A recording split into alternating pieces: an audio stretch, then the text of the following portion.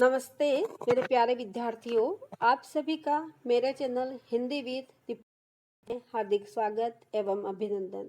जैसा कि हम शिक्षण कौशल पढ़ रहे थे, भाषाई कौशल, जिसके अंतर्गत हमने सुनना बोलना पढ़ लिया था। पढ़ना वाचन कौशल क्या होता है उसको हमने देख लिया था अगले वीडियो में कि वाचन क्या होता है, वाचन की विशेषताएं क्या क्या होती है, वाचन कितने प्रकार का होता है और उसमें भी कितने प्रकार के भेद होते हैं, आदि चीजें मैंने आपको पढ़ा दी थी। आशा करती हूँ आपने देख लिया होगा। आगे हमारा वीडियो वो लंबा न हो जाए, इसलिए हमारे उसमें से वाचन कौशल की विधियां बच गई थी जिसको मैं आपको पढ़ाने जा रही हूँ। इनमें से कुछ विधियां मैंने आपको अलग से वीडियो डाल के पहले से ही करवा दी है, इसलिए यहाँ ज़्यादा इसका वर्णन मैंने नहीं किया है। तो आप देख लीजिए। अब शुरुआत करते हैं अपन वाचन कौशल की विधियां। देखो, वाचन कौशल की विधियों को दो भागों में बांटा गया है, संश्लेषण विधि और विश्लेषण विधि। मैं आपको पहले बता चुकी हूँ मेरे प्रश्नोत्तर वाली सीरीज में संश्लेषण क्या होता है और विश्लेषण क्या होता है। फिर भी एक बार यहाँ रिपीट कर देती हूँ। संश्लेषण विधि क्या होता है, तो संश्लेषण मतलब वर्ण से शब्द तक जाना। पहले बालक को वर्ण सिखाना, उसके बाद शब्द सिखाना संश्लेषण विधि कहा जाता है। एसएस की दृष्टि से देखें तो पहले छात्रों को छोटे छोटे अंश में विषय वस्तु को बांट के पढ़ाया जाता है और उसके पश्चात बालक को उन सभी अंशों को मिलाकर समग्र का ज्ञान कराया जाता है।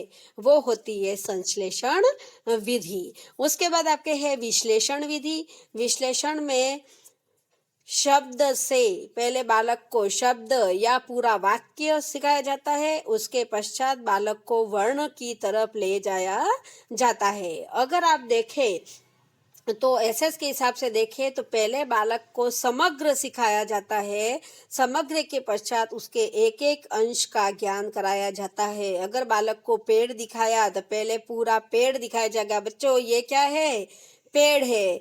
फिर पेड़ के अंतर्गत एक एक भाग, ये पेड़ के तना है, ये जड़ है, ये पत्ती है, ये फूल है ना, आदि बताया जाता है। तो वो होती है विश्लेषण विधि। और वो वर्ण से शब्द और शब्द से वर्ण या वाक्य से वर्ण भी कहा जा सकता है विश्लेषण विधि। यानी संश्लेषण में अंश से पूर्ण और विश्लेषण में पूर्ण से अंश। अब एक एक चीज आपको समझिएगा। पहले संश्लेषण विधि समझा दी, विश्लेषण विधि समझा दी, क्योंकि एग्जाम में इससे क्वेश्चन बनते हैं, एसएस में भी बन सकते हैं, हिंदी में बन सकते हैं कि संश्लेषण विधि क्या होती है, विश्लेषण विधि क्या होती है। एक बार प्रश्न एग्जाम में आया भी है, संश्लेषण विधि है शब्द से वर्ण, वर्ण से शब्द, ऐसा करके आप दे रखा था पेपर में, रीड के पेपर में आया है। तो आप इस चीज को और ध्यान रख लीजिएगा, हो सकता है वापिस दोबारा रिपीट हो जाए।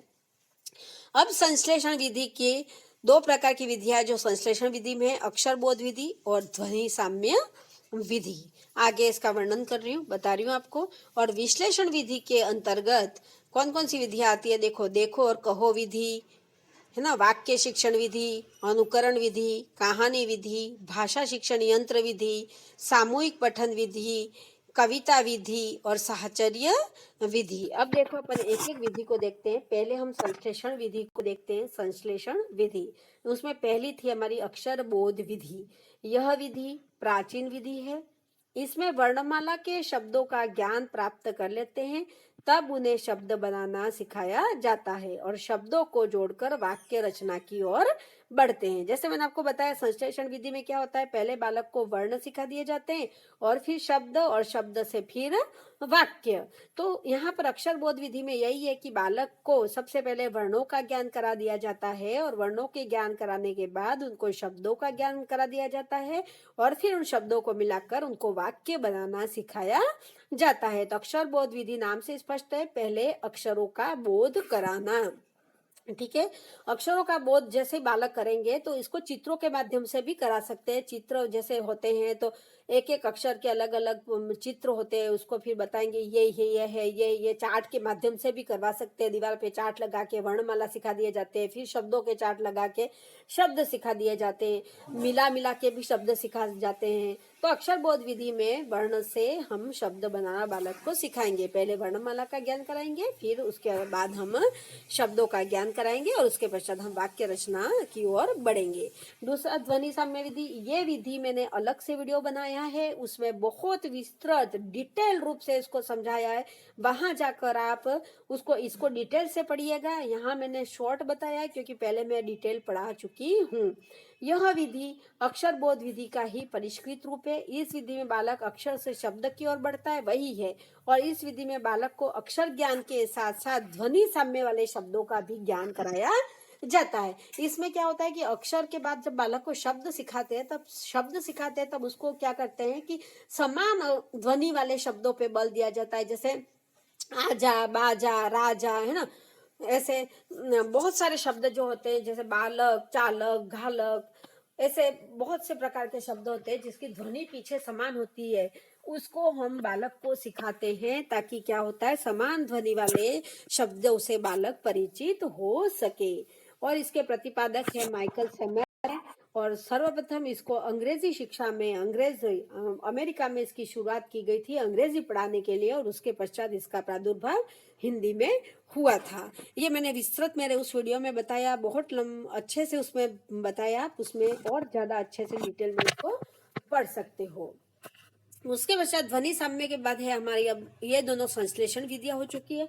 अब हमारी आती है विश्लेषण विधि। विश्लेषण विधि में सबसे पहली विधि है देखो और कहो विधि। बालकों के सामने चित्रों को प्रस्तुत कर दिया जाता है और चित्र रखकर छात्रों को कहा जाता है कि अब आप इन चित्रों को देखो और बताओ ये क्या है। जैसे सेब का चित्र रख दिया या आम का चित्र रख दिया, तो इस प्रकार पेंसिल का चित्र रख दिया, बालक का चित्र रख दिया, और चित्रों को देखकर छात्रों को कहेंगे कि देखो ये क्या है, और उसके द्वारा छात्रों को शब्दों से परिचित कराया जाता है।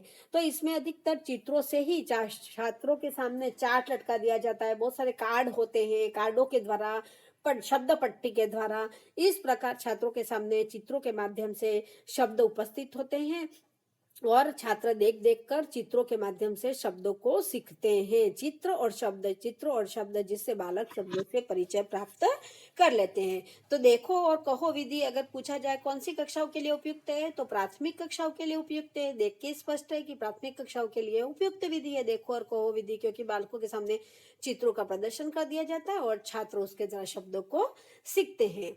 नेक्स्ट हमारी विधि है वाक्य शिक्षण विधि। यह विधि भी देखो और कहो विधि का परिष्कृत रूप है, क्योंकि पहले बालक शब्द से परिचित देखो और कहो विधि में हो जाते हैं, उसके बाद यहाँ पर उनको वाक्यों से परिचित कराया जाता है।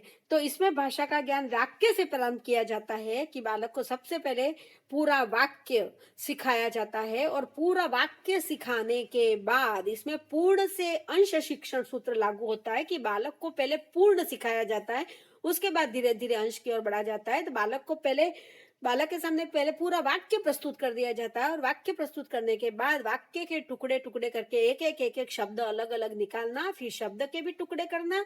इस तरह से बालक को एक एक वर्ण से सिखाया जाता है। जैसे मैंने एक वाक्य बनाया कि राम अच्छा लड़का है ना, राम अच्छा लड़का है। तो बालक को पहले ये सिखा दिया कि देखो राम अच्छा लड़का है। फिर बालक को अलग करवाएंगे, राम को अलग कराएंगे, अच्छा को अलग कराएंगे, लड़का को अलग कराएंगे और है को अलग कराएंगे। फिर राम के भी भेद करेंगे, तो र में अ, आ, रा, फिर म में अ, राम। तो इस तरह से फिर हम वर्ण की तरफ आगे बढ़ेंगे। तो बालकों को संपूर्ण से फिर अंश की तरफ सिखाया जाता है, वाक्य से शब्द और शब्द से वर्ण की तरफ आगे बढ़ाया जाता है। यह होती है वाक्य शिक्षण विधि। उसके पश्चात है अनुकरण विधि। अनुकरण विधि में क्या होता है, देखो आप, सुनो और कहो विधि भी इसको कहते हैं कि अध्यापक शब्द का उच्चारण करता जाता है और बालक पीछे पीछे उसका अनुकरण करता जाता है। अध्यापक कहेगा चलो बच्चों जो मैं शब्द बोल रहा हूँ उसका आप दोहरान कीजिएगा। अध्यापक शब्दों को, चित्रों को देखकर शब्दों को पढ़ता रहता है। देखो ये है, बालक दोहराएगा, फिर ये है, बालक दोहराएगा।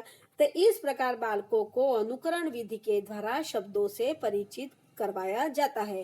पहले था देखो और कहो विधि, और ये सुनो और कहो विधि है कि अध्यापक द्वारा जो उच्चारित किया जाता है उसको छात्र सुनेगा और फिर उसको उच्चारित करेगा। ये होती है अनुकरण विधि। उसके बाद कहानी विधि। कहानी विधि है वह वाक्य शिक्षण का दूसरा रूप है, क्योंकि कहानी भी हम वाक्यों के द्वारा करते हैं। तो छोटे छोटे बालकों के लिए ये लाभदायक है कि छोटे छोटे बालक है वह कहानी सुनना उनको रुचिकर लगता है। तो कहानी के माध्यम से बालक को हम वाक्य सिखाएंगे, क्योंकि हम कहानी सुनाएंगे, बालक वो कहानी सुनेगा, उसको सुनने में वह रुचि लेगा, फिर बालक पीछे पीछे वो कहानी सुनाएगा, जिससे वो वाक्यों से परिचित हो जाएगा। और यह विधि छोटे बालकों के लिए सर्वोत्तम विधि मानी जाती है। अगर आपको ये पूछा जाए कि छोटे बालकों के लिए सर्वोत्तम विधि, तो कहानी विधि मानी जाती है। उसके पश्चात आपका है भाषा शिक्षण यंत्र विधि। यह विधि, इस विधि का वीडियो भी मैंने अलग से बनाया है, बहुत ही विस्तृत वीडियो बनाया है, और उसमें आप जाके पीछे वाले वीडियो प्ले लिस्ट में जाके इस वीडियो को देख सकते हो। यहाँ मैंने शॉर्ट में बताया क्योंकि मैं अलग से इसका वीडियो बना चुकी हूँ। तो अध्यापक के स्तर पर ग्रामोफोन रिकॉर्ड का प्रयोग शुद्ध उच्चारण के लिए किया जाता है। भाषा शिक्षण यंत्र विधि में क्या होता है कि बालक को शुद्ध उच्चारण करना सिखाया जाता है ग्रामोफोन के माध्यम से या सीता वाद्य के माध्यम से बालक को शुद्ध उच्चारण करना सिखाया जाता है, और बालक उसके द्वारा शब्दों को सीखता है। यह होता है भाषा शिक्षण यंत्र विधि। आप वहां पर जाकर मेरे इस वीडियो को देख सकते हो, इससे भी क्वेश्चन बनते हैं, इसलिए आप विस्तृत देखना चाहो तो मेरा अलग सा जो वीडियो है उसमें जाकर आप देख सकते हो। उसके पश्चात आपकी दो विधियां और बच गई है, कविता विधि। तो कविता विधि में ऐसे समझा देती हूँ कि कविता विधि में छात्रों को कविता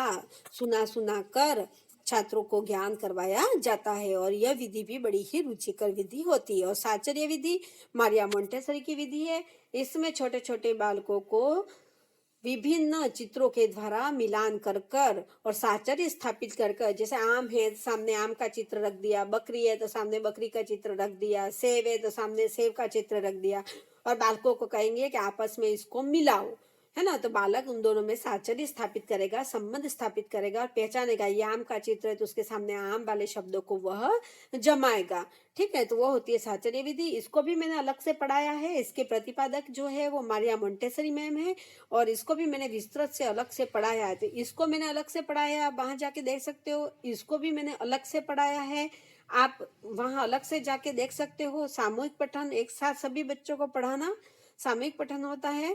और इसके अलावा मैंने आपको भाषा शिक्षण यंत्र विधि भी अलग से पढ़ाई है, तो आप वहां जाकर एक ध्वनि साम्य विधि भी अलग से पढ़ाई है। आप मेरे जो मेथड्स वाले वीडियो है वहां जाकर इन विधियों को और अच्छे से डिटेल में पढ़ना चाहो तो पढ़ सकते हो। इसके साथ ही मैं आशा करती हूँ आपको ये विधियां, संश्लेषण विधि क्या होती है, विश्लेषण विधि क्या होती है, समझ में आ गई होगी। और अक्षर बोध विधि और ध्वनि साम्य विधि क्या होती है और किसका भाग है, ये ध्यान रखना कि अक्षर बोध और ध्वनि साम्य संश्लेषण विधि का भाग है ना।